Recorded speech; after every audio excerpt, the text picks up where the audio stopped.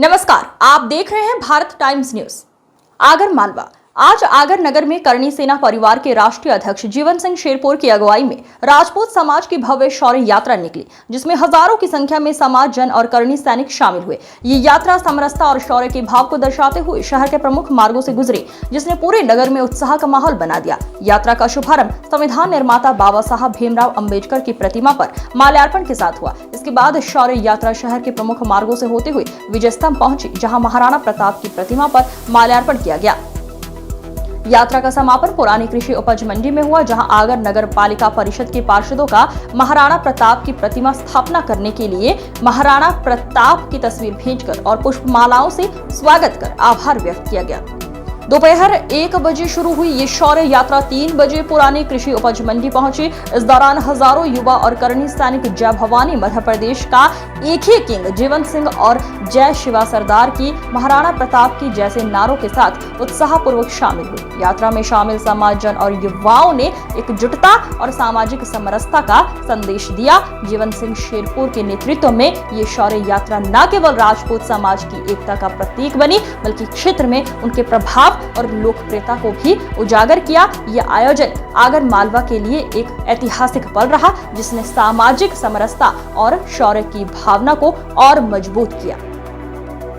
आंदोलन है किसी सरकार, किसी पार्टी या किसी व्यक्ति के खिलाफ नहीं है। ये आंदोलन है न्याय के लिए, अन्याय के विरुद्ध और अपने स्वाभिमान की रक्षा के लिए ये आंदोलन कर रहा है। और आप सब साथियों से भी हम लोग आह्वान करते हैं कि पूरी ताकत से हरदा की धरती पर पहुंचना और हरदा वालों और अधिकारियों को ये बता देना कि साहब ये जो लोग हैं, ये लोग बहुत स्वान स्वभाव के हैं, आप जितना मारोगे ये सह लेंगे, लेकिन अन्याय बर्दाश्त नहीं करेंगे। करोगे क्या बर्दाश्त हमें? हरदा चलोगे? पूरी ताकत के साथ चलोगे? अधिकारियों को बता दोगे कि अन्याय किसी भी परिस्थिति में सहन नहीं करेंगे।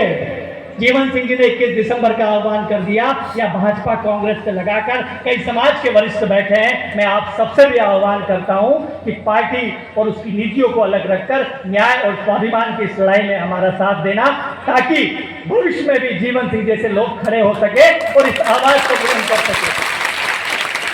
अगर आज आपने जीवन सिंह जी का अच्छा और भी मांगा में जोड़ी रहा तो वण में जरो जरो समर्थन में नहीं, एक बार मैं हाथ ऊंचा करके बता जो है नहीं, पहला एक एक मांग बताऊंगा मैं।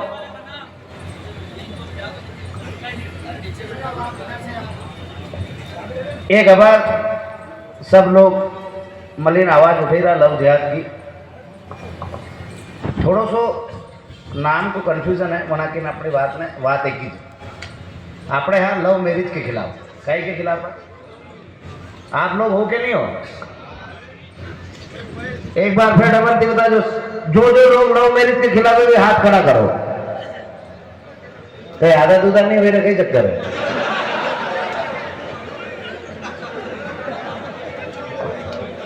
तो भैया अपना सब मली ने मांग रखी है कि जो भी बेटी हो या बेटा हो, यदि उसकी शादी उसके माँ बाप की मर्जी के खिलाफ होती है तो उन पर मुकदमा दर्ज होना चाहिए। होना चाहिए कि नहीं होना चाहिए? कोई भी कोर्ट मैरिज करे जाके तो उसमें माँ बाप की अनुमति होनी चाहिए। बिना माँ बाप की अनुमति के उनकी शादी नहीं होना चाहिए, हमारी मांग है।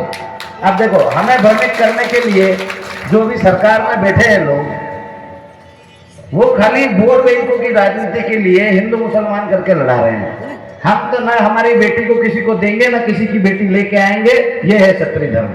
सही है कि गलत है? तो कि बेटी किसी की भी हो, बेटी होती है। जिसके माँ बाप अपने बच्चों को बड़ा करते हैं, भले बेटा हो बेटी हो, यदि वो किसी और के साथ शादी कर लेता है भाग के, तो उनके माँ बाप के जो जीवन में बदलाव आते हैं वो ऐसे आते हैं जैसे कि उनकी मृत्यु हो गई है।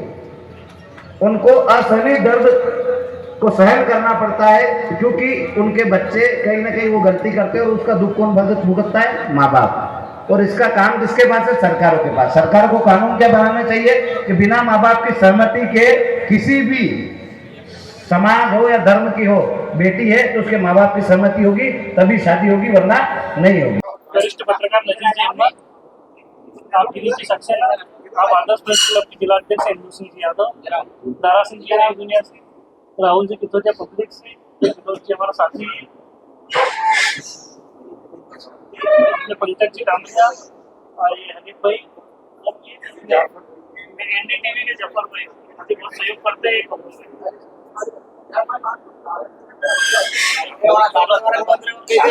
एक चीज हो जाए